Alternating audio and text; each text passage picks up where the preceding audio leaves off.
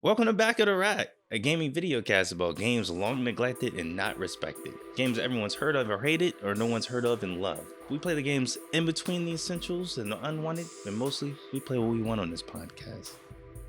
You can watch us on YouTube, which we consider to be the optimal way to experience our content, or you can listen to us in podcast form wherever podcasts are available. Join our Discord where we talk about this game as well as talk. Wait, did we? I don't know. Join our Discord where you can talk about this game as well as talk with us and other gamers. I forgot we added that in there. I forgot we had a Discord. Yeah, nearly. So make sure to like, comment, and subscribe on our videos and leave good reviews for podcast feeds. It helps us out and is the fuel that keeps us going. We hope everyone watching and listening today is doing great, and we thank you for joining us today on this Halloween night or day. I don't know. Yeah, I'm Bendezzer, and with me as always is Sondi. Sondi, how are you doing today? Doing tubular today, guys. I'm doing real tubular. How are you So- doing? It's been a while since we recorded. Yeah, this is in some form like we're gonna be kicking off a lot of our seasons with like a Halloween special, or it's sort of like the season finale after the season finale, because we already did our last episode, Yeah. technically. So this sort of closes it. It still feels separate than the 6 podcasts that we do. So because it is a Halloween special. So but I'm doing good. I'm very busy these days. I feel like a lot's been going on. Even though we haven't been playing games, or we haven't been doing too much with the channel, really, I feel like there's still a lot to do.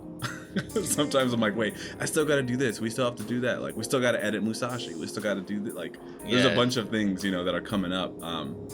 And this is, I was telling my coworker that it's sort of like an off season for us because we don't have our main podcast coming out, but we're still playing those games, but we're not releasing that stuff. So there is still a lot to do. I will say it is kind of nice. After a while, I've started trying to do this with like all forms of media. I have some notes right here for like the Tory Lanez album. I was listening to it and I was like, oh, I like the way that he does these runs. Like I'm starting to like write notes in general for like all media, like if I like a camera angle and stuff like that, so I can remember and I just be like, that was cool, but like I actually have like constructive thoughts about it.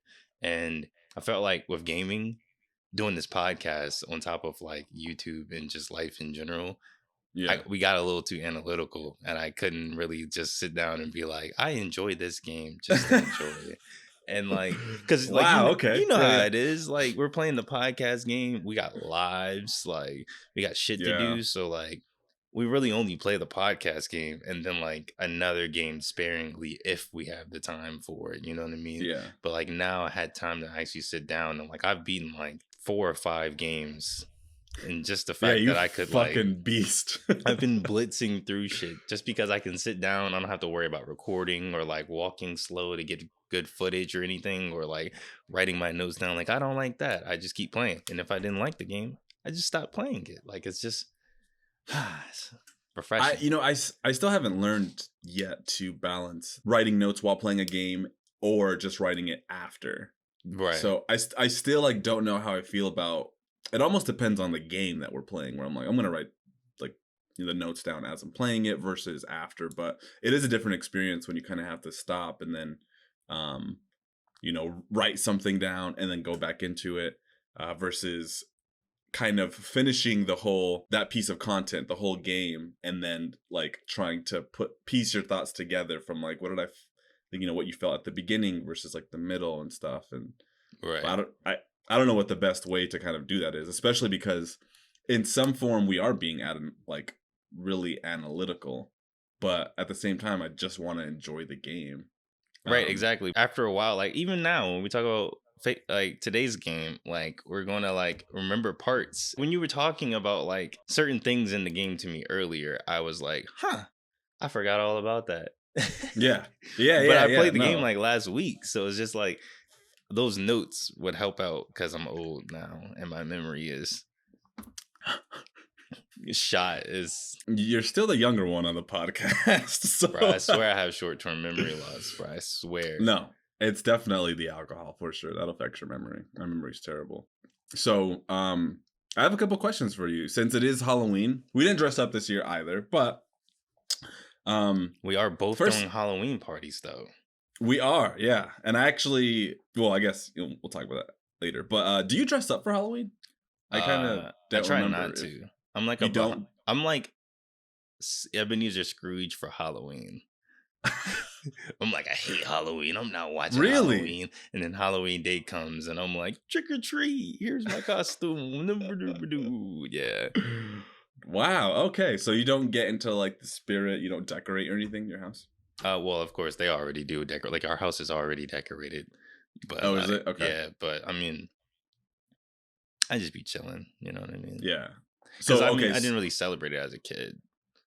So Yeah, same. I feel like Elise has really awakened that holiday spirit in white me. women. Yeah. I'm just like, fuck. All right, let's decorate. It's fun. I like it. I've always Passing out the I'm pretty candy. yeah. We don't actually get a lot of trick or treaters, but we still decorate the house inside and out. Like we live in a like weird neighborhood where it's like a mix of really old people and then some like people that are our age, and some of them don't have kids, so it's just like That's cool. no one really comes through. But I always buy candy and nobody comes, so I just kind of eat it. but don't you guys like live kind of far out? Isn't there? Yeah, like, yeah, how we much live space? too far. Like Yeah. to get to my house, you have to go down the street. That's down a hill, down an even bigger part of the hill. So it's like you go and then you go and then you turn and go. So like no, and it's dark as fuck. We don't have street lights, so like no kid, even the kids across the street don't even come to our house. And I have the lights on and everything, but they don't come. So I just eat the Kit Kats myself. Same with the apartments. Back when we lived in the apartments, I got candy thinking kids were gonna pop up. We were at an apartment complex. I used to live in an apartment complex. People still trick or treated. Nah, Right. nobody came. Yeah, I think that's like a big thing now is that trick or treaters don't really go house to house unless it's like a very specific community. I know like there's trunk or treating, where like a community will just go to like a church parking lot or any parking lot really and just pop open their trunks, decorate that, and have the kids like go around in like a circle to like different people's That's cars. not fun though. Yeah, and I'm like, what? Back in my day, we used to cut through the woods into like a different neighborhood, and then we'll go trick or treating with like the old people or something like that. We used to go everywhere for trick or treating. No care in the world. It feels like it's become more like an adult holiday, but I might be thinking that because I'm an adult now. But I feel like I don't know. More adults are into it than kids, and there's not a lot of kid stuff. That's even like true. the horror experiences. Like there's a couple in town. One's called like Nightfall, and it's like it used to be like this old. It's called Old Tucson Studios or something like that, and it's basically like an old western town where they used to shoot old movies. It's like one of our attractions here, and they turn it into like a whole like Halloween horror thing, horror western thing. Yeah. So it's like that whole thing, and it's pretty intense. I'm like, this is not for kids. This shit is intense. This shit is scary. I don't know. Do y'all have awards for your Halloween party? Like are costumes mandatory? Costumes are they're not gonna be mandatory just because I have some people that don't really do the whole Halloween thing, but I wear a costume more recently, especially like the last 2-3 years since I've been with Elise. Like I was also the Nebuchadnezzar. What's his name? Nebuchadnezzar. Nebuchadnezzar screen. Nebuchadnezzar screen. I was always like that with like almost every holiday except for Christmas, and I was just like but like this year I'm gonna be at least it's gonna be a ringleader, and I'm gonna be like a monkey. And not just like a nigga monkey.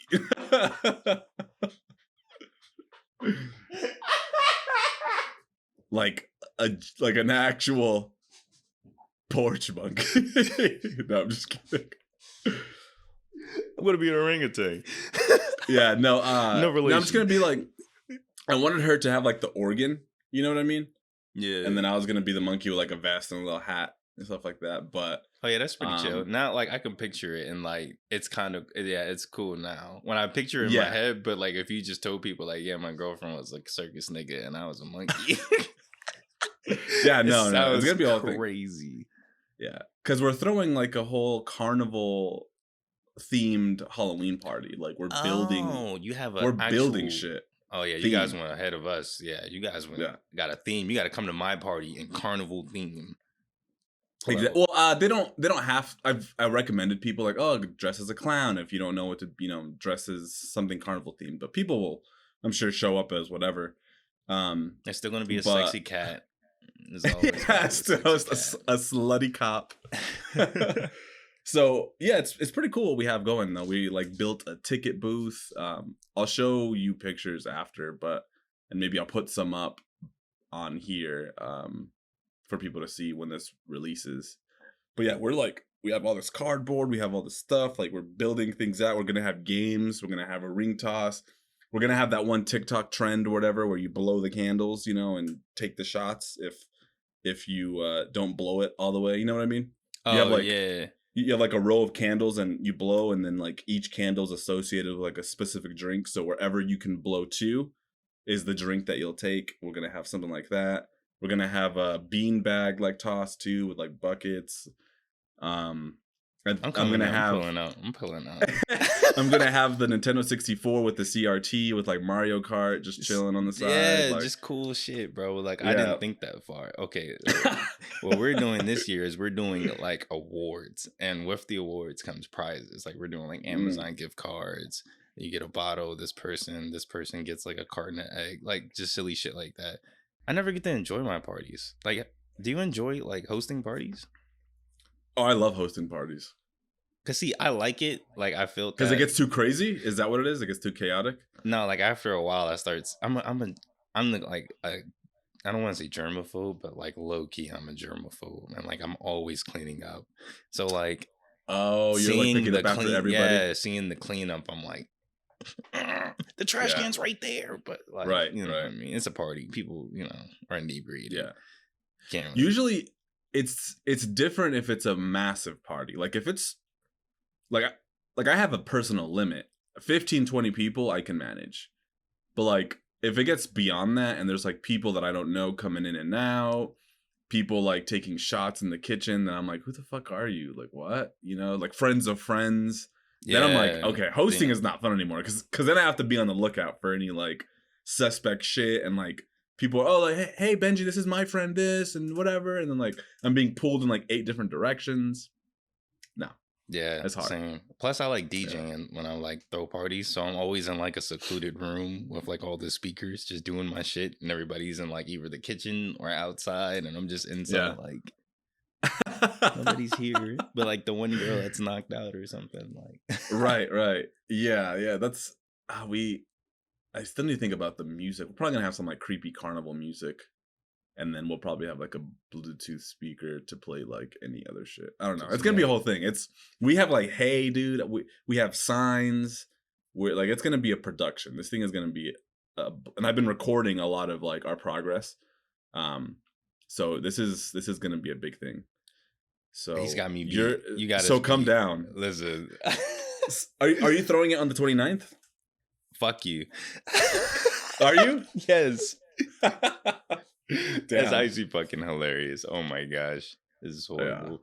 Now we're gonna have a party. Like this is like a sitcom. This is a Halloween movie. You know how they have those stupid Christmas movies? Like this dad across the street doesn't like this dad, so they're doing their Christmas Santas. This is the shit, but Halloween.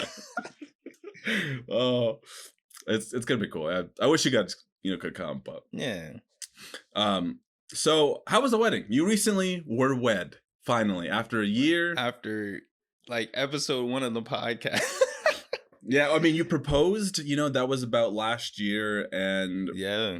you're married. I think any anniversary you have will be pretty closely tied to how long we've been doing the podcast. Yeah. Because you proposed around the same time we started. So like now if we're Yeah. like 3 years in, you'll be like, oh well, I'm 3 years into the marriage as well. Yeah, because well, always season 1. Yeah. Oh my gosh. Yeah, so it'll be like a little timeline thing where you could be like, 3 seasons, 20 seasons of Back of the Rack, 20 years of marriage.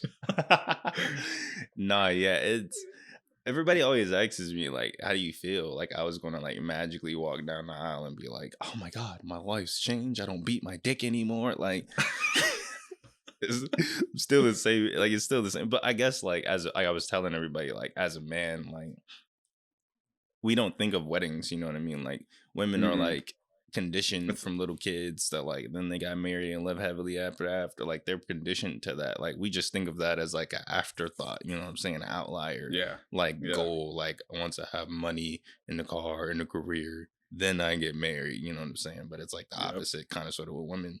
So like I wasn't really there for like most of the planning phase because Hmm. my girl, she's really organized and I don't want to fuck up. I was just like, where do I got to go? What do I got to pay for? What do I got to match? Okay, cool.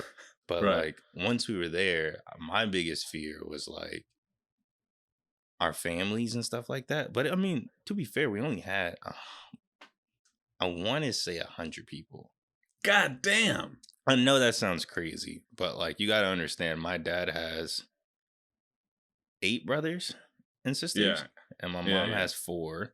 Then they all like, and I'm the youngest on both sides of like cousins. So like all my cousins, all their children, like you know what I'm saying, like aunts, uncles, her side, and then like Yeah. family friends and stuff like that. So it seemed big. Like I don't think it was really 100 people. It didn't feel like 100 people was there. Like it really felt like Right. 50. I want Damn. to say it was like it's like to me it felt like 50, but like it was chill. Got Yeah. married, everybody danced, everybody like it was just kind of cool to see like everybody in that room I could really say was like family. But you wasn't If there. If only yeah. you was there, man. No, no, it was an interesting day because I remember just like kind of waking up and like, damn, This nigga getting like one married of my today. yeah, like one of my homies is like actually getting married. Like, someone that like, we've gotten pretty close over the past since season one. Yeah. And like you were mentioning, like this is sort of like a journal of our interests together, and also like we do a lot of shit together, like on this. I mean, we're making, well, I don't want to spoil it, but we're doing a lot of stuff with this channel together, and we're working with each other a lot, and also just being friends and shit. And so I was like, damn, he's having a whole like thing like today, like it's this very special moment. Um, and I actually went to a friend's wedding like 3 weeks back, and like he was an old friend, and I was just like, damn, being at Sonny's wedding would be kind of cool though. Yeah. Like, it's just like a whole thing. It's just like, damn, man, he's, like it's just one of those days that you're gonna remember because it's like you typically only get married once. It's not like a birthday, where it It's like, happens oh, every he's gonna have year. another one type. Like a Yeah, Halloween party. You're like, oh yeah, exactly, I can go to Ex- another one. exactly. It's like one of those things, like where, yeah, man, that you were at my wedding, or you weren't, unless you have a No. second one. God Yeah. forbid, but No, like but I told you, like I really like when we wrote down the list of like everybody, I was like, Ben and Elise.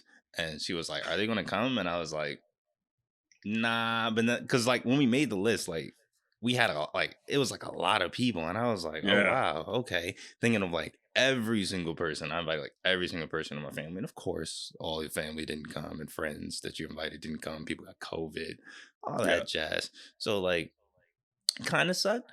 But like at the same time, like when I was there and I was looking, because I was like, this isn't like all the people that I thought it was gonna be. Like it really didn't feel like a lot of people, and I was like, hmm Ben could have been here. yeah, yeah.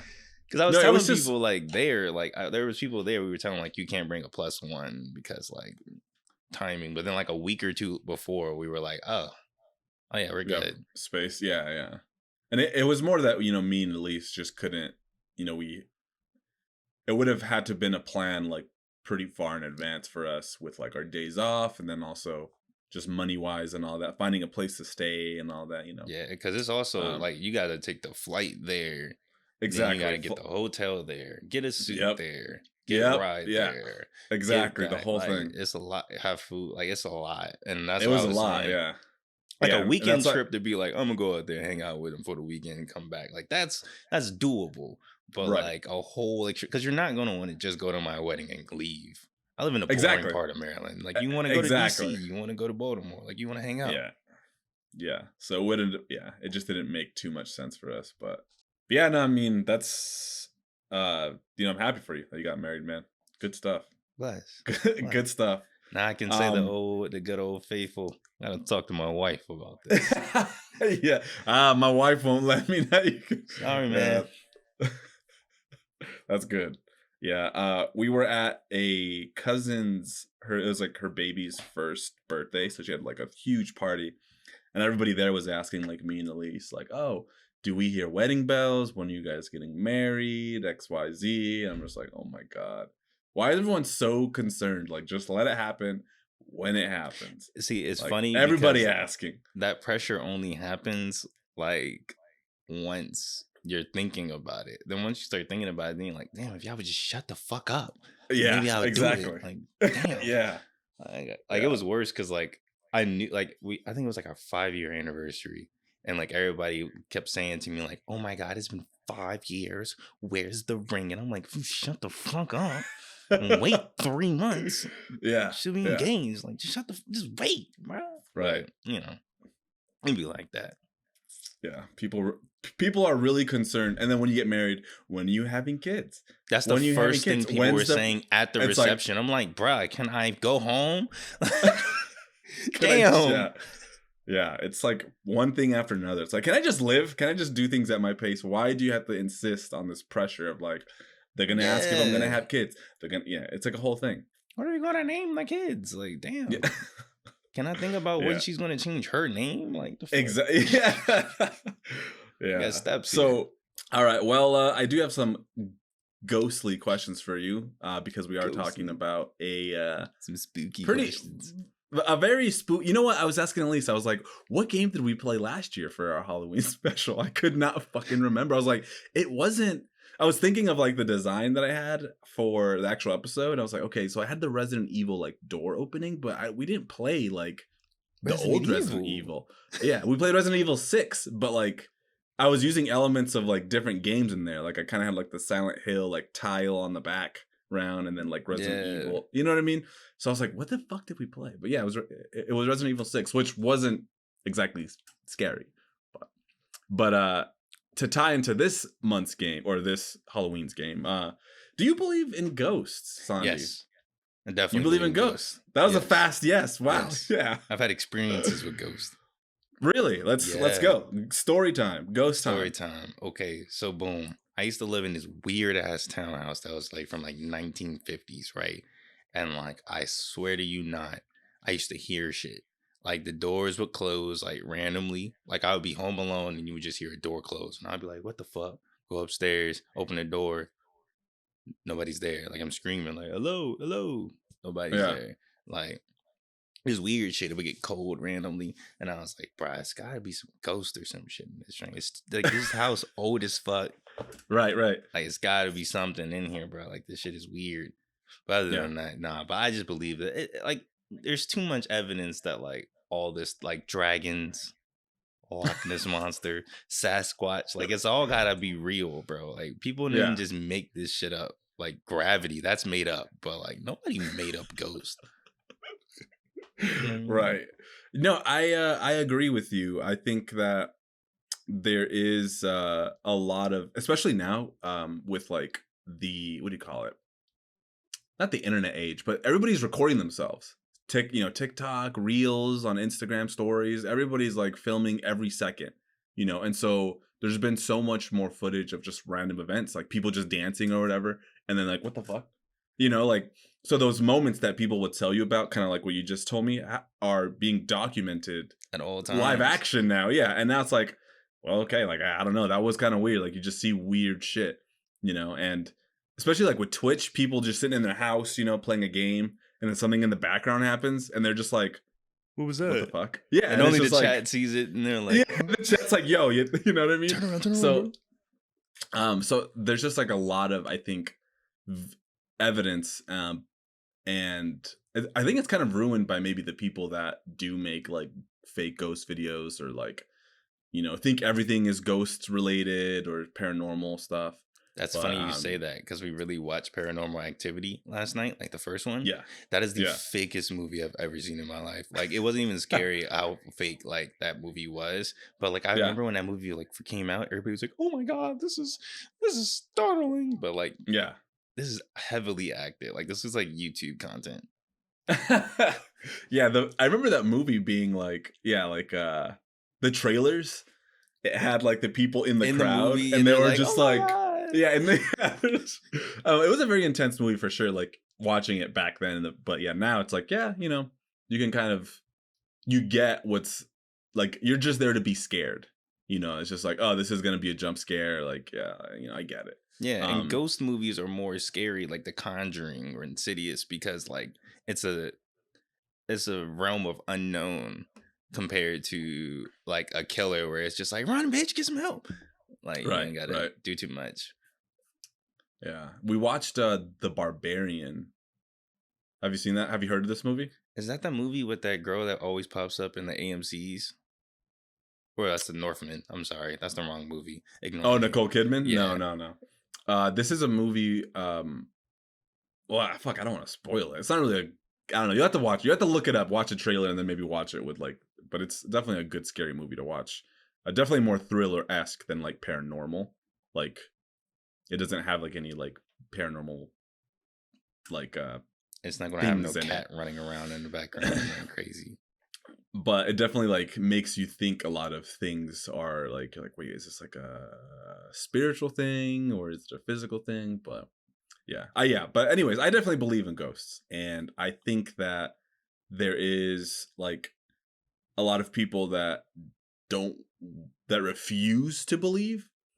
You know, like the people that are like very scientific, you know, or Yeah. at least they like to say they're scientific, but it's just like, well, you're already closing off the idea that there are ghosts because you're trying to like dismiss it. Yeah, You like know, the as radiation level is in the yeah. sign.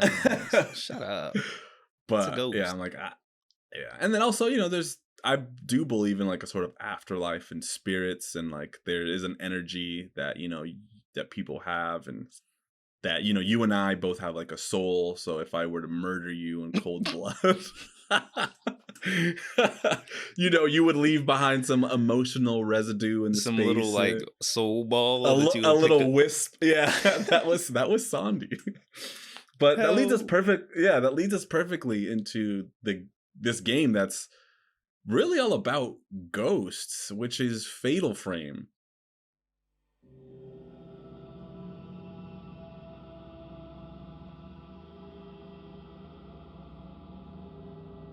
With the intention to create the scariest gaming experience possible, Makoto Shibata, known for the Deception series and later in his career 2010's Quantum Theory, conceived of Fatal Frame, an amalgamation of personal, paranormal experiences and Japanese folklore. Fatal Frame is a survival horror game announced in July 2001 and released later that year in December. Set in the year 1986 to isolate players from modern technology and conveniences, the story follows protagonist Miku Hinasaki and her brother Mafuyu. After her brother disappears when investigating the whereabouts of a famous novelist in the haunted Himuro Mansion, Miku is left with picking up where he left off after she goes to find him. Players explore the mansion as Miku, discovering clues of past events and solving puzzles, not unlike other games in the survival horror genre. Where Fatal Frame really separates itself is with its combat. Miku is given a family heirloom in the form of a camera. Players use this camera to snap pictures of ghosts that you encounter throughout, effectively pacifying them. Employing a fixed camera perspective while exploring and a first-person view when using the camera.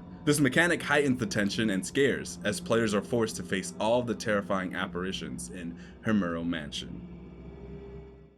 This series also has several sequels that are all considered like self-contained stories, so they're not like connected in any way. Interestingly enough, the series creator wrote a game that you've been playing, Neo, and he also wrote Marvel Ultimate Alliance 3: The Black Order, which It's just had also me a like game low key that I've been playing. Well, I've been playing X-Men Legends, which is like the start of all of that. Yeah. Listen, I love X-Men Legends. I don't know why. I don't know if that's back the rack, but I love that game. And I've been needing an excuse to play it. The producer he's produced a good amount of Tecmo's games. A lot of like I think all the Fatal Frame titles. There's a couple of Atelier games he did. He did 2017's JRPG Blue Reflection and 2020's anime JRPG Fairy Tail. That's really just to name a few, but he's a busy guy. So yeah, let's jump into the thought table, Sondi. What did we think?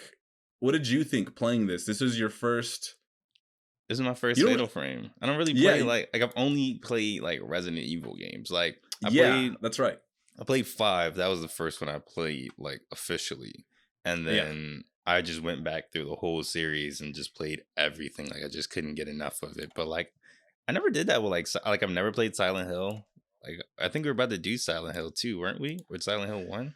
We were pretty close to doing it. And then I Yeah. think we both were like, well, Fatal Frame. We'll do Fatal Frame. Fatal Frame. Yeah. Fatal It Frame's feels another yeah. one.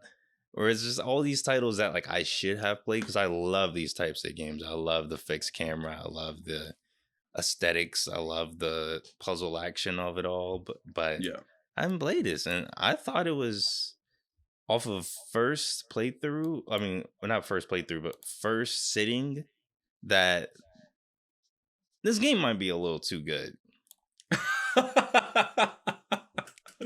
So And okay, so why?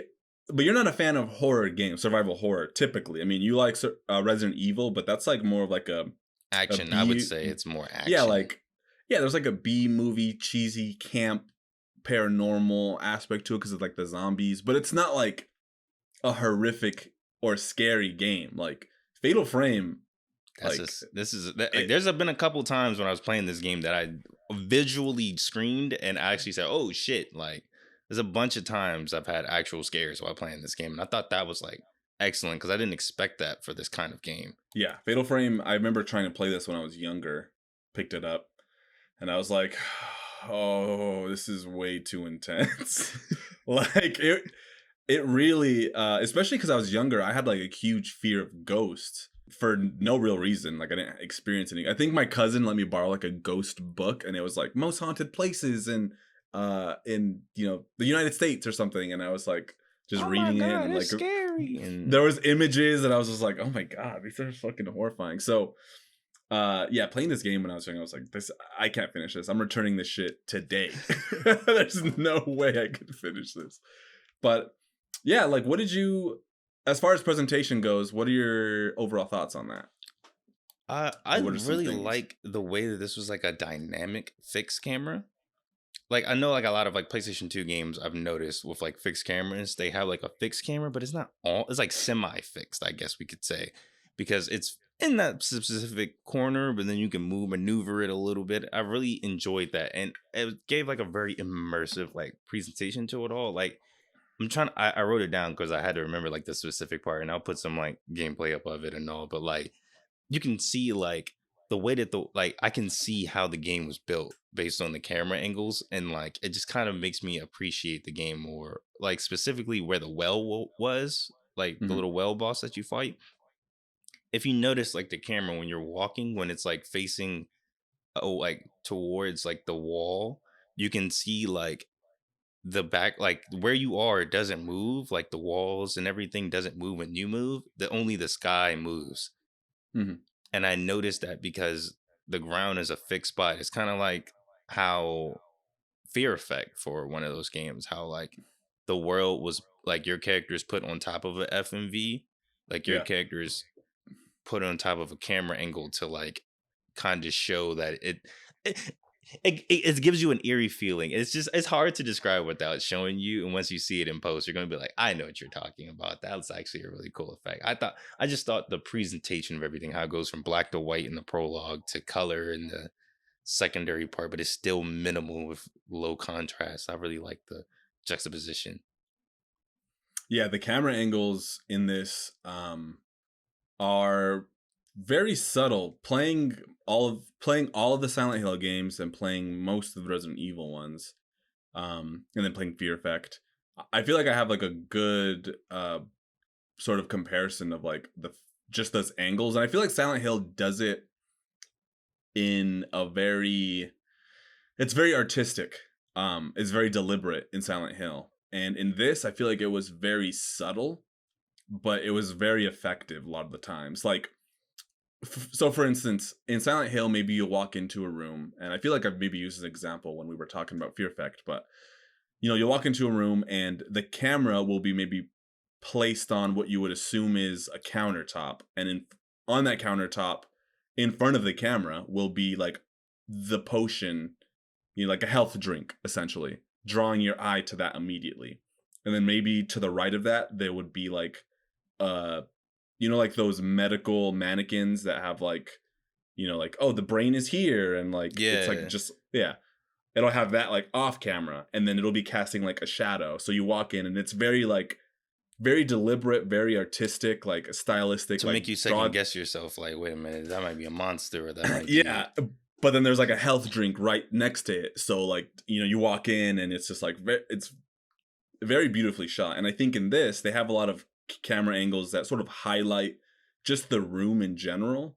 And I think there's a couple of times where like in the well that you're talking about, or not the well, the There's like a what is courtyard or something of the sorts like that. yeah, where like it sort of has the camera far away and you're kind of like walking towards the camera and there's like something in the foreground, and it creates like this sense of like mystery Where and something walks past real fast while you're. yeah. A lot of the shots you could like frame, like like they're picturesque, following like the rule of thirds when you're, framing a specific, film or photo. They look great. And I feel like the I forget the room. I should have wrote down the room, but there was one specific room where it always had me second guessing, and it's the room where there's the planks and you're crossing the water, kind of, and it Yes. leads you to outside. I don't Yes. know. I can't remember the name of that, but and there's like a dripping, from like the pillars above and shit. That room was the scariest to me, and that's just because of like where the camera would hang. It would like be hanging To where you above always felt the like there was rafters. something that was going to grab you, or something's going to fall down or something. Exactly. Yeah, so you'd just be walking and like it's super there was no ambience on there except for like a drop of water. And while it was relaxing and calm, it was still like there was enough tension where I was always like, oh, I don't want to fucking be here. And this game also has like the whole, if you stay in one place too long, a ghost will just appear and Just fuck fuck you you up. up. Yeah, so you kind I mean, yeah, there was never a moment where you could like actually just calm and rest unless you were just to pause it. But um, yeah, I don't know what else you got for presentation. Yeah, I really like the way that like it used like harsh white noise and like static when it would come, like especially with your camera too, like when the ghost would come around. I don't know if this is just like a CRT thing because of like Eternal Darkness, because I know Eternal Darkness does things where it'll be like, oh, your whole TV turned off and stuff like that, which doesn't really like work when you're playing it on like a HD TV.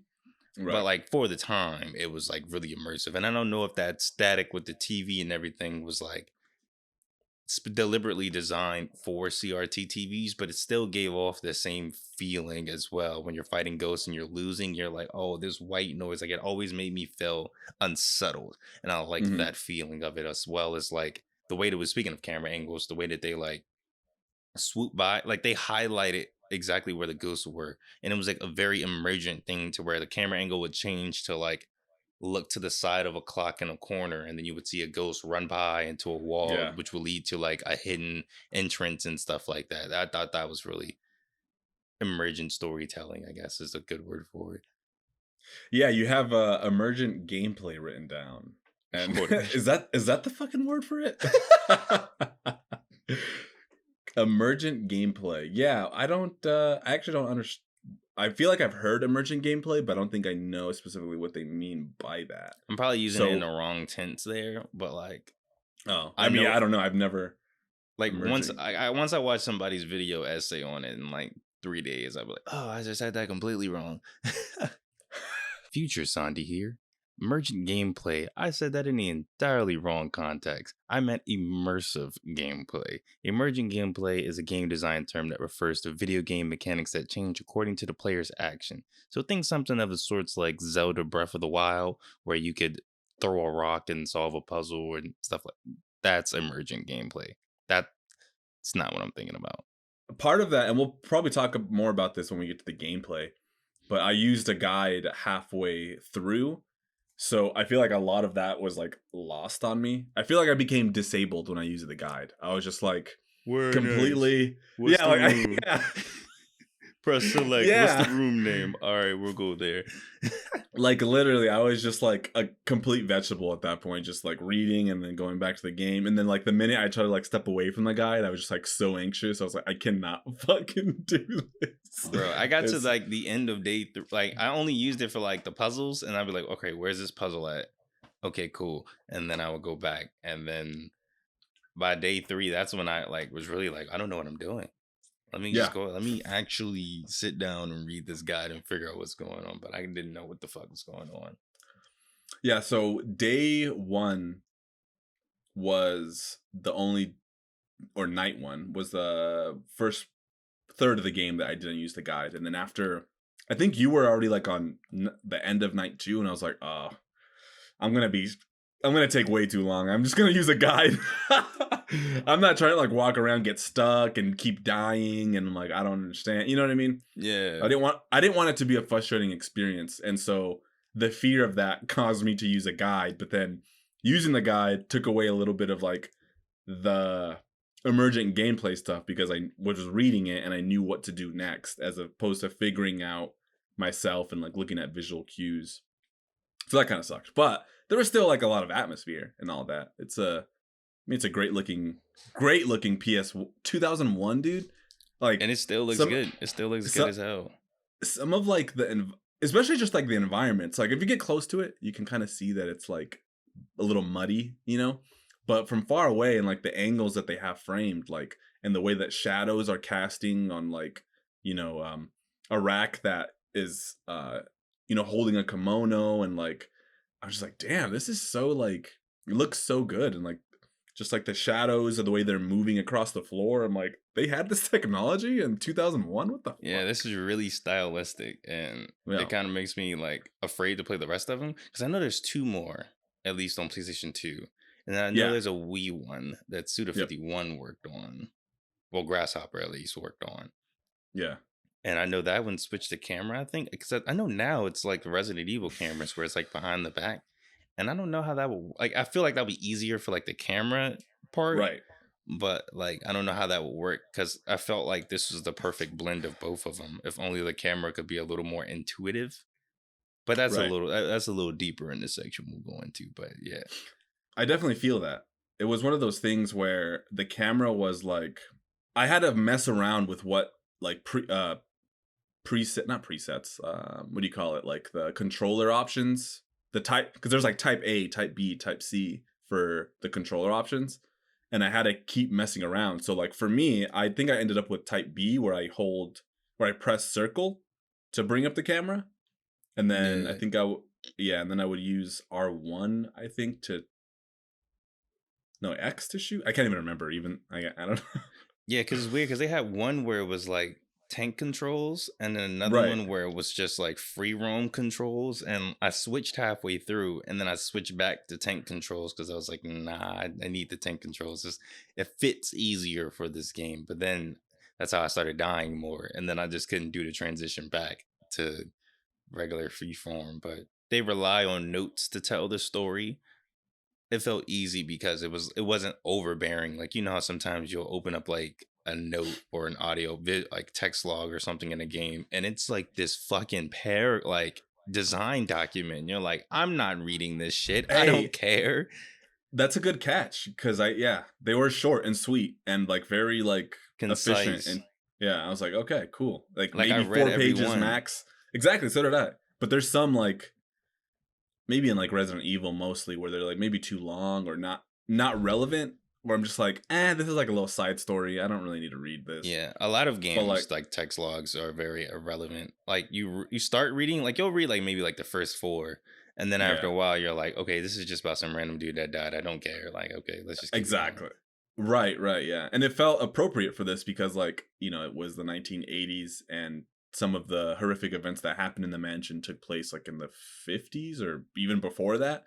And so like there's journals that are kept, and I guess the only one that didn't make sense was Mafuyu writing his like notes. I'm like, why would you be writing notes right now in the middle of this ghost infested? Yeah, like what? Yeah, that one didn't make sense to me. But I guess, but I did want to talk about like the the atmosphere of the game feeling like really oppressive. Like that first level when you first are in that like fireplace room, Yes.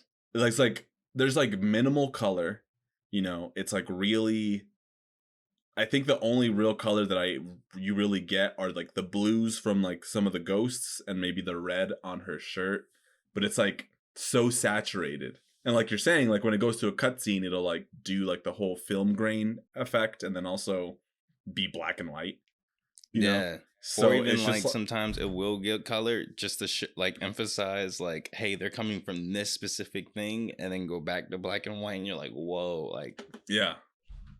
I mean, the whole game is like just brown, black and white, like with like splashes. I'm honestly, it was a little too brown, but but it makes like sense for an abandoned it horror makes sense. mansion. Yeah, for it being like dark and everything. I see some of like the more recent games and like they have way more color with like blues and like, you know, out in the forest.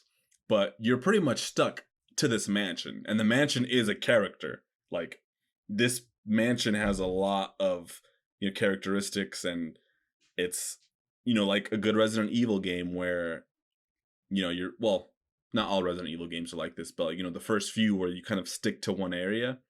Yeah, and That's you what this start to is like. learn that area. You start to learn the map, and you don't even have to look at it and be like, okay, I know if I go down here, it goes here, and Yeah, then you the start getting shortcuts. connections. Yeah, it has a Yeah. lot of that. But what really like made this game like amplify it for me was that like those rooms changed over Yeah. nights. So you'll go from night one, and then in night two, you go back to revisit a room. Because I remember I did that for one of like the healing items. I was like, Yeah. oh, I'll come back, I'll grab one, and the next time, and I came back to go grab it, and it's a completely different room. I really like that it subverted my expectations like that. Yeah, they would like switch, they would switch where items are, they would respawn on different nights in different rooms. Certain events you could trigger in specific rooms, and there's like the whole hidden ghost aspect too, which we could talk about later. So, oh, what did you think about the music, by the way, or the lack thereof, the I loved soundtrack, it. I the loved sounds? just the static noise, the just harsh ambiance, like Right. hearing the footsteps. I loved it all. I hated hearing the ghost moan though, because it's the same ghost. So like always hearing it, like after a while, I was like, all right, shut the fuck up. I'm gonna keep running on over. But Yeah, it was. There's a sound specifically when you're running into like a random ghost, like if you're just exploring. That was just put me on edge all the time. Like the music was very atmospheric. It didn't like, it wasn't like Silent Hill where it's like, yeah, these beats slap. You know what I mean? Like it was very like out of the way, but amplified the feeling of like being in like sort of a very claustrophobic, dark place. And it was interesting because every room had a sound. Like the Buddhist room, I think it was called the Buddha room with like the massive statues. yeah, and then it had like the That bells. Yeah, that had like the bells and it had like chanting, and that was only that room. And then you would go to like a different room, and like sometimes you would hear like a little bit of sobbing or like crying on entry, but it had like a whole different like maybe synth or something that gave that room its own character, you know. And Right. I was thinking like, oh well, what if this game did have like a soundtrack like, you know, Dynasty Warriors. like Dynasty Warriors? Why wouldn't there be a guitar riff here? When you're fighting Or this like boss ghost. We which say that, that's okay, probably what happens in like Fatal Frame 6 or something crazy like that. yeah, so there is something very arcadey about the presentation of like the camera and like the sound it makes when you take a picture And it's like of the ghost and like yeah, and then it goes just like all like the points go into your like little meter. Very arcadey. It feels like it would be at home at a like arcade, like where you're like And in you gotta the actually look at the aperture, and yeah, everybody can see what you see on the screen. exactly. Yeah, Yeah. it feels very arcadey, which I don't know if they intended, but that's just how it came off. It feels very much like a game in that way, especially the sound effects, which some of those sound effects sounded like some Dynasty Warriors sound effects. Which is good, But because like yeah, this is a horror game. Like a lot of horror games try to be horror movies that are just so happen to be interactive. Like that's why like the dark picture games are like they're fun, I guess, but yeah, like I you get what you're aren't like saying. you they're not like gangbusters, you know what I mean? No, it's really embracing its own thing for sure. And the whole camera aspect is really something that is special because it like if you think about a horror movie, when something scary happens, it's maybe like quick or just there to scare you real quickly and then it moves to the next scene. Or in maybe some other games, it's the same thing like you'll get like a brief glimpse of it and you don't want to be near it so you kind of like will run away. In Resident Evil you have to face those creatures but they're not super scary all the time you know Yeah. but like when you're exploring like a mansion and there's just ghosts and like a ghost comes to you and you have to like sort of face your fear, like use the camera, hold the Stare camera in at it. place. Yeah. And then it encourages you to like keep looking and keep your camera focused on it because like there's a meter that it powers up essentially the camera. So it's just like all the mechanics are almost encouraging you to face your fear of like Right. the undead or whatever, the these apparitions and stuff. So I think that's pretty cool ultimately Yeah. as a gameplay like philosophy. What did you think of um, the story? the story was good. The story, again, because I was using a guide, I feel like I sort of interpreted it differently, or I got like a different sense of it because I'm like reading what to do next, and then the guide will say like, oh, and then this happens kind of, then this, and then oh, if you were paying attention, so like there was sort of what I was reading in the guide, and then also what was happening on screen, and I was kind of like a little confused at some points, but that's where that beautiful chart, that flow chart of I like love it. I've never seen a game ever have a flow chart that says this person's connected by no, Guilty Gear. Guilty Gear Strive does that too. It yeah, there's a has like couple a fighting games that have that, and it's a very Japanese thing. I feel like a lot of Japanese games that I've played have like I the wish whole like every game had that screen where you could go, this person's related to this person because of this person and this happened, so I can go cool. it's just like that little touch of just like, hey, we're gonna at least show you like we understand that our stories may be confusing or there are like a lot of elements here. So because it also fits narratively because like Mafuyu is a aspiring journalist or folklorist, Yeah. so like it makes sense that there would be like this is who's connected to who and who did what and all this. So it's great. It's really Yeah. good. I didn't really care for the story, just to be honest with you. Like, I knew what was going on, but at the same time, Yeah. after like I think day 3, I was like, oh well, what Well, are you gonna do? Fight the ghost, I guess. Ooh. Like, let's see. How did I feel like the story, I wrote that it was sort of a master class in video game styling, not because it was good, but because of the way it's sort of written and weaved into so much of like the gameplay and like the exactly. puzzles. I will And say it that I feels do know this story because like I actually had to read the notes. I actually had to understand like there's puzzles involved from the notes and the pictures and knowing who's going on and you have to know where to go because of these notes. So I could say that is really good in like keeping me engaged in the story.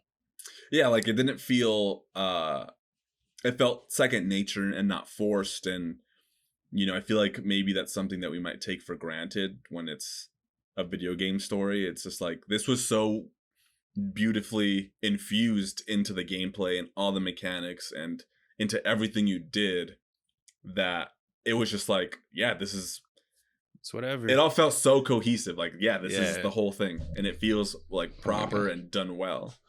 But as far as the story, it's like you could take it. It's interesting. I know that it's based off, like it says on the cover, based on a true story. But as I We know that understand, ain't it's true. yeah, it's based off of like personal accounts from people and like also some different Japanese urban legends.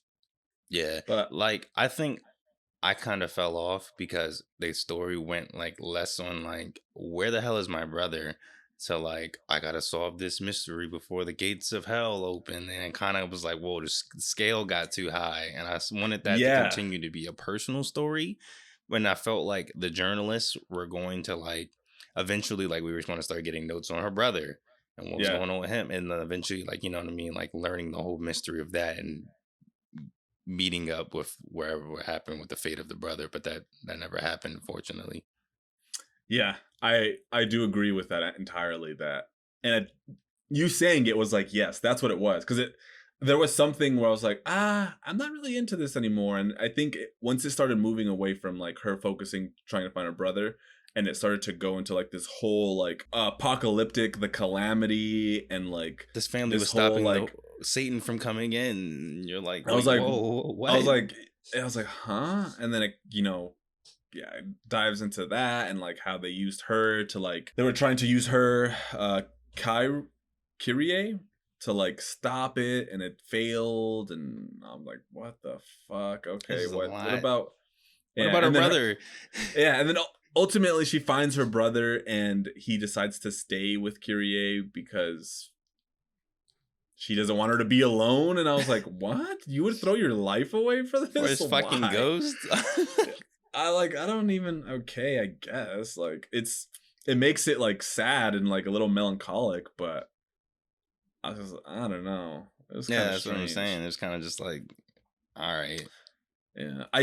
I guess I did like the aspect of like this girl being conditioned to like, okay, you separate her from the outside world to keep her spirit pure, and then use her in the ritual by like blinding her, and then like doing all these other tortured-esque things, and using the ropes that they tortured her to like put against the gateway to hell to like block it for 10 years, and they have to do that I'm like, well, that's kind of interesting.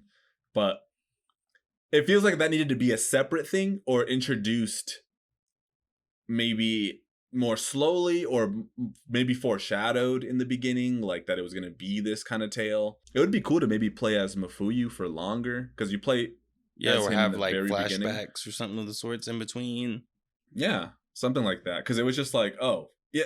And then Miku feels so like whatever about it. I mean, obviously she's scared in like the cutscenes, but she's just like Yeah, doing this every all. cutscene she does this stupid thing where she goes like, "Hold on, I gotta do it." Where she goes, Yeah. "It's the ugliest shit in the world." And I'm And I'm like, like, okay, it's like the sixth time. You should know by now that "Yeah, this we're like we're fucking, on night 3. Like, stop turning your head, being like, oh my god, there's Yeah, a fucking ghost. You just yeah. fought Like 3 on the way here." it'd be cool if she had like growth. Maybe like she's scared in the beginning, but then she like comes to terms with it, and she's like ready to face whatever happens. Yeah, she's like, "Oh, But fuck off, ghost. Come here. Let yeah, me take a picture." But yeah, she's never like that. no, And never. that's why I was thinking that like the story is the weakest part of this game, but that's not like at a fault to it. You know what I mean? Of this game, Yeah, because the presentation and the way that the gameplay was presented to me, I didn't really care for the story, and that's not a bad thing because I was so yeah, engaged with the game, the world, and the presentation of everything that I wasn't really like caring for the story. I just wanted the experience of like I'm walking through, I'm just in this mansion now trying to figure out what the fuck's going on. How do I get out? What's going on? Like I got to that point and less yeah. about her brother or this mystery and stuff like that. Even though I was learning and piecemealing everything together, I was kind of just like, I just want to take pictures of more ghosts to figure out what the fuck's going on and how do I get out of here. As far as like I wish there was more use of maybe the camera. So as far as like the hidden ghosts, which is more of like the gameplay aspect, but like there's like the main ghosts that you fight, that you have to fight to progress the story. There's random encounter ghosts, like if you linger too long in a section in certain rooms. And then there's hidden ghosts, which are just like ghosts in the environment that like create a sort of like warp in the space, and you take a Yeah, picture of it, and then it's a picture of like some some generic shit. image. Yeah, and I'm like, I kind of want it. It'd be cool like if you could do more with that kind of stuff. You can take pictures of anything and put it in your save it to your album, but I'm Save like, it to your memory card. for yeah, I'm like, for what? What am I gonna do? When I can plug it in my computer? Like, Yeah, like I don't know. I don't know what else you could do. I can't really think of like what else you could possibly do, and maybe they couldn't either, but I guess it was enough. As far as development goes, I know that they were talking about initially doing like a flashlight to like ward off ghosts, or you could just run away. And they that's decided lame that though. yeah, they decided that wasn't going to be enough, and that a camera would be a good gateway to like, cuz like there's that whole thing where like videos and cameras capture things that people can't see to the naked eye, you can't really. So like they kind of jumped on that and like, oh, well, let's use a camera so they can clearly see the ghost and like attack it using that. And so I don't know. It's kind of interesting, but it left me wanting more. I'm like, I kind of want to use the camera for like something else. Like it wasn't really used to solve puzzles in a more intuitive way. Like there was Like you can like take pictures of the door for like a hint of where to go to do whatever puzzle to unlock that door. But like right, that's all you could really, other than taking the pictures of the ghost, that's all you could really use the camera for. And it was the same right. ammo, which is weird too. Like in Silent Hill, there were some pretty like clever puzzles with like lights and stuff and perspective. I think even Resident Evil has some of that. Like where you shift things around to maybe create a specific image out of light or Yeah, something. or like move some boulders or something of the sorts Yeah. around. Yeah, it's I feel nothing like like that. I feel like they yeah, you could have like done something like that, I guess, or I don't know. But at the same time, I didn't really like the first person view to begin with. So Me neither. I was I'm gonna just say that same thing. I didn't like the camera because it was so cumbersome. The way that it yeah. like you would press circle and then you have to wait for it to like ooh, pop Yeah. up on the screen. Like it didn't work because the game's not frozen. So half the time you would do that and you were in a rush, you would just get fucking hit. And you're like, all Yeah. right, You start to take apart the whole game if you made it entirely in first person or entirely in like third person, you know. right, It's so built upon this third person first person blend or not third person but fixed perspective, you right. know. And I think So that's why the over the shoulder camera probably works for like later games because right, then you can just do that. It's a faster switch to right. compared to wherever the fuck the camera is over there, and then you going, Yeah. Yeah. like it's a Yeah. lot, Yeah, because the whole angle changes. Like you're looking at yourself and you're in one position and it might and be you're like seeing it. right above you or something crazy, and then it just So goes then like, no, I'm looking downstairs, or yeah, that you have to like you're like, okay, where is the ghost at? Fuck. Okay. So yeah, it's pretty funky. Some of the fights are pretty funky. Like there's a go like a it's like a bonus ghost that you can fight in the Great Hall.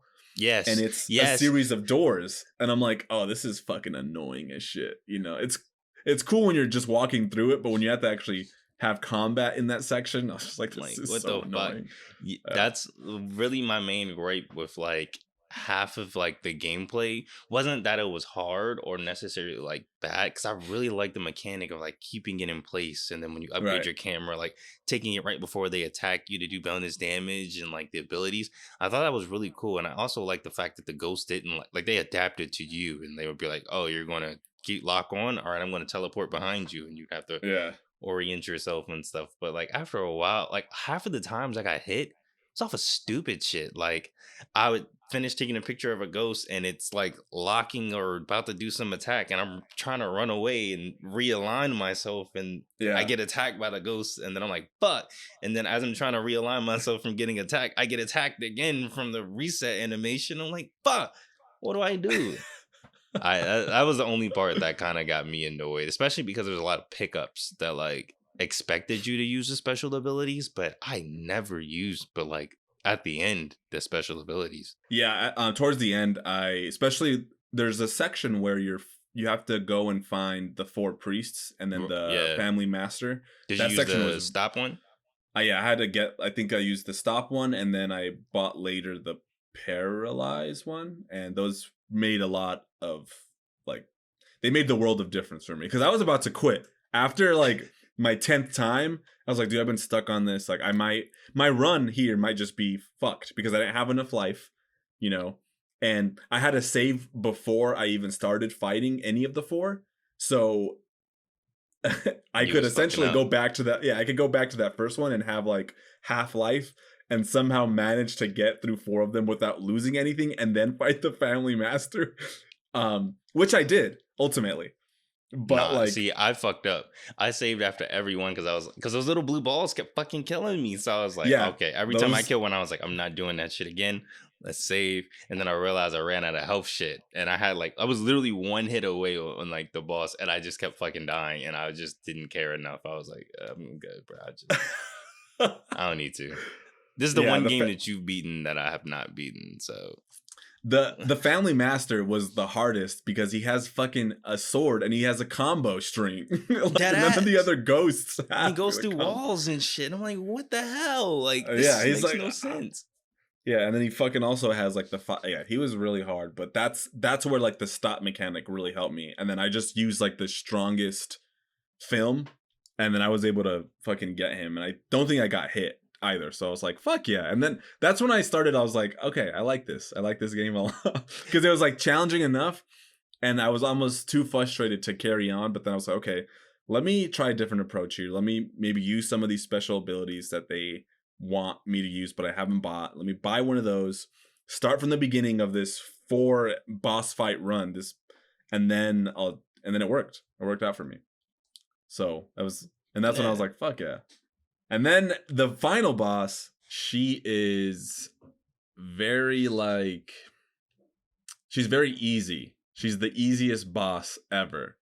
But I wouldn't unfortunately, say that. I swear, dude, I was like, damn, that's it. Like, I guess in context, there is a lot of harder ghosts, especially the gauntlet that you go through before her. Yeah, she was like, especially because I had like those. All you had to do with her was just keep your distance, like most ghosts, and she's slow. And if you have like, what is it, the spirit stone that revives you if you have, Yeah.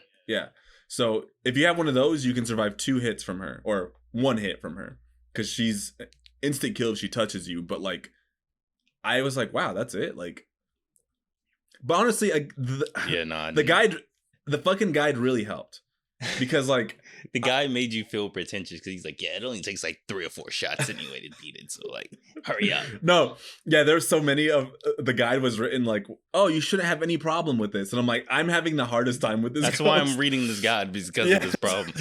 Yeah, but no, yeah, this ghost was really easy, and I was kind of just surprised. I was like, damn, okay, because you were saying that like it was fucking you up, and I was like, wait, for real? What did I do wrong? Yeah. No, it's because of the gauntlet. Like I didn't have any healing. Like I didn't even have the stones. Like I had nothing going in. Like I was literally like, and I was already on like a slither of health. So I was like, okay, like, yeah, you didn't fucking. I literally had to perfect it, and I just didn't have the patience anymore after that point. And I was like, forget it, bro. I'm done. Like I got there. I'm done. I'm good. I did it. Sometimes I feel like it makes sense for things to be the hardest at the end, like a boss battle being the most difficult towards the end, but it doesn't always have to be that way, especially for like story wise. Maybe it makes sense that there's like no boss or something like that, but maybe it's just a revelation. Yeah, I don't think she needed to, because she destroys your camera and then you get one of like the mirror pieces from that's in your camera the whole time, and then you just run over to like the little stone thing and do your thing, and then her brother's like, yeah, I'm gonna stay with her. And you're like, what? You know what I fucking went through? I love her. You don't understand. Yeah. You see, bro, you know what I went through? Like, big bro. Like, what the? Yeah, like, Miku goes through hell. What I would consider hell. Like, this whole mansion, being scared to death. About to die, having fighting, like actual ropes and shit tied on her. Yeah, like what? Yeah, like he's like, I'm a stay. She's like, oh, okay, cool. Yeah, at that point you wouldn't have a choice. If I came all that way to save you, and you were like, nah, bro, yeah, let me die, I'd be like, no, Ace, come on, we came here to save you. There is a non-canonical ending where he leaves with you, but. Yeah, I think that's the hard mode ending or something, but yeah, somebody like do all that. Not me, no. Yeah, this is, I don't know. I am kind of looking forward to playing maybe some of the rest of the games in the series. Like I might buy 2 and start playing that. I don't know. I kind of want to play Silent Hill now. Yeah, I did play through. I mean, I didn't play through, but I did buy when I bought Fatal Frame. I bought 1 through 3 on the on the PlayStation Classic. So like, I kind of like am also on the same boat, but I also. So it makes me want to play Dino Crisis for some reason. Oh yeah, Dino Crisis. We might have to do that for our last. Wait, we don't have a game. What you trying to do, bro? Listen, this season I know we've been trying to play all good games. Yeah. Do we know if Dino Crisis is like top tier off top, or are we just like? I've never played Dino Crisis. I have it on the PS3 as the PSN Classic. Me too. But I don't know. Or will we? What do we have? What's our list look like? I keep forgetting. Nobody. You know what? Here's what we're gonna do. Off air right now. We should play. I do feel like the ghost, like the damage that ghosts do, is like super overtuned. Cause like no matter what, like they do like a third of your health, like every fucking ghost. And I thought that was a little like overkill, I guess. Especially Mhm. because I didn't play on hard. Like I can understand if I played on nightmare and you took like all my health, but like See, that makes sense to me because you would want most of them aren't super challenging, but and from what I understand, this is the hardest fatal frame out of all of them. hmm From what I was reading, yeah. I kind of get it. Like you want the enemy to be like really strong, you know, especially if they're going to be somewhat easy, but you don't want it to be frustrating. Yeah, there's kind of like a fear. Like you don't want them to do like just peck damage or something like, you know, just whittling away at your health. yeah. You know, because I feel like it's really, it's not skill based entirely, but like you, there's some times where I was getting sloppy and they would get close to me where I should have maybe been more defensive and like Yeah, got, you know, and you can created that kind of cheese space. it sometimes too by like quick clicking the camera if they're like about to attack. You can just keep Yeah, clicking to like counter yeah. them and stuff like that. So there is some technique to it, I guess. Especially with like, I learned a lot with that the monk or the priests doing the four priests. I learned like a lot of tactics, I guess. When I was going through it at first, I was getting hit so much. Yeah, I don't know. I was just like, oh, let me just actually use some of these camera features and like not always, you know, save up my shot to get that zero shot. Like just even if I'm just gonna shoot them just to like interrupt an attack, that was like a good tactic, you know. Yeah, Or it's challenging depending on how you're playing it. And yeah, they take that's away a true. lot of health. Because I don't think But I got hit per se until like the end of night one. Like I right, kind of just right. like just blitzed through like most of the Yeah, game, and yeah, like they're relatively easy at first. Yeah, I guess the movement of it all is like the hardest part of it all, with especially with the ghosts when you start like shifting through walls because you can't see them, but they can see you, and they're coming and they're attacking, and you're like, whoa. But right. it's such a simple game. Like It even the is. puzzles are simple. Like everything about it is just so simple that like it's hard to hard to talk about because like showing the gameplay that you'd probably seen on screen by now, like that's all it is. You're just walking around, you're tapping X on shit, and then if a ghost Yeah, comes, you take pictures of it, and like that's the entire game. Like till you beat it. it Like is. it's It is. there's nothing special. Like you're not gonna have like no quick time event where you like punch a boulder into a volcano or nothing. Like you're just No, I mean it's 2001. It's pretty like rudimentary, but like still like a very very solid first entry for yeah. sure. Like a very great foundation um that was laid out. And I'm You know mad what? that none of them were in Warriors All Stars. Oh yeah. Hey, what the fuck? That'd be kind of tight to have That would Miku in have there. them like the Although, pictures. one of the characters from the Fatal Frame series is in Smash Bros. That's like a background character, Yeah. like a trophy, I think, or like one of those. Yeah, they just like. So that's kind of cool, huh? Hey, the Miku's stare animation was so. I loved that stare animation. I don't know why. Like just her going up the stairs. I was like, damn, why Oh is yeah, this and then such she a like, good? and if you hold square, and then she goes like, Yeah, like I just loved. I was like, I would just go up and down. I'm like, what makes this so special? It feels I so used to do that same shit. like it feels. It just felt right. I just It was learned better. something new real fast. Apparently, What? this game is the series is co-owned by Nintendo. Oh, is it? That's why they're in Smash Brothers, and that's why they're not Mm. in Warriors All Stars. Oh, is that why there's the remake on Switch, or is that Yeah, why there was the Wii U? Oh, no, okay. yeah. Because Nintendo, Hmm. after a while, was like, "Bro, we'll just help produce like Bayonetta," to where like technically Bayonetta's not Nintendo, but because They they, published. They helped. Yeah. yeah, Okay, that's the good. more you That's know. good. This is a Nintendo horror franchise that's not Geist or Luigi's Mansion. Do we have anything else to say about Fatal Frame. Fatal Frame? Because I feel like we've covered most Nah, of man, that was our a things. scary ass, good ass, great ass game. What Like, was What was the scariest ghost for you? The one that was like, ooh, that's fucking creepy. what ghost was it that like crawled out of the ground? In the doll room? Yes, and it Yeah. just like crawled out really fast. Yeah. That's the one that got me. And then there was another one like in the rope room that like the first time when it like walked past, Mm-hmm. that shit got me. I was like, oh shit. Oh my God. What the fuck was that? Because, yeah, the ghost designs were pretty, like, grounded. Like, they weren't super fantastic. You know, they looked like people, maybe a little distorted. Yeah, But they were pretty, like, a little realistic. bit. Yeah. Like, there was a woman, like, who'd come towards you, like, back first, but her head was, like, you know. Like, yeah, and her arms were hanging. like this and shit. Yeah. That one was kind of creepy. I guess, honestly, the final boss was creepy because she had, like, all those people behind her. With, like, the hands and shit. I was like, oh, fuck, she looks crazy. Yeah. That's all I have to say. It was a good ass game. Yeah. English dub, though. English dub was shit. It was horrible. But, again, that feels like it was... Yeah.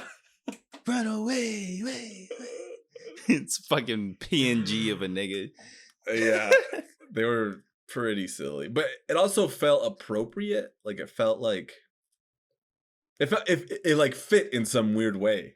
I know what you mean. Like if this is the game I would expect it to be like this. Exactly, yeah.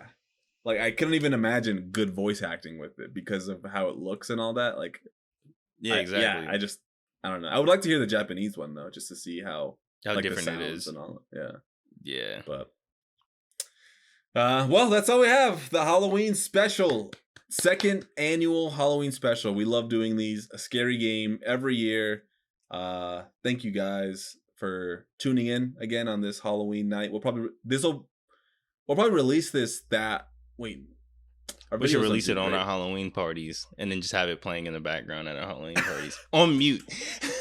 People are like, what the fuck these niggas talking about? Why does this game keep popping up? Be like, oh, that's my podcast. Anyway. Anyways, yeah. Back to these banging beats. But anyways, thanks guys for tuning in. Make sure to check out our E3 videos. Those were fun to do. Lots of laughs there. Very insightful. They're very unscripted. It's just us hanging out, really watching some of this old shit. E3. Yeah. Yeah. Make sure to comment, like, and subscribe. Follow us on Instagram and join that damn Discord. I think by this time, is there gonna Sondi Selects? How many of those will we have out by? We'll have one out, but there is like 3 on the way. Okay. Yeah, so look out for those. We're gonna do, of course, Back of the Rack Awards. That'll happen at the end of the year. Once again. New Year's time, yeah. And some more shit. That is fucking and then season 3, we got some more shit. So yeah, and then season 3 comes out. We'll talk more about season 3, I'm sure, in the Back of the Rack Awards, but it's gonna be a big thing. It's gonna be a new season, new effects, new host. New. It's gonna be like a whole new. It's not you and me anymore. It's like 2 other niggas, 2 white dudes, still saying nigga, just like oh my god, talking just the same way we do, method acting as us. Oh my god, I'm wearing 2 hats right now. There's shows like that have different hosts each season, huh? And shit. That's yeah. Funny. Wait, what? You're wearing 2 beanies? I'm wearing 2 beanies right now. Why? Is it cold? It's not cold. It's just one. I'm trying to upgrade the hat. What the fuck was that? All right, yeah, podcast is over, bro. What the fuck happened? Bro, something just fell. It's raining. We getting the like residuals of Hurricane Ian over here, and I just heard something go. Right. Ka-dunk. What the fuck? All right. Yeah, fucking stop before we have to. All right, guys. Thanks. Bye.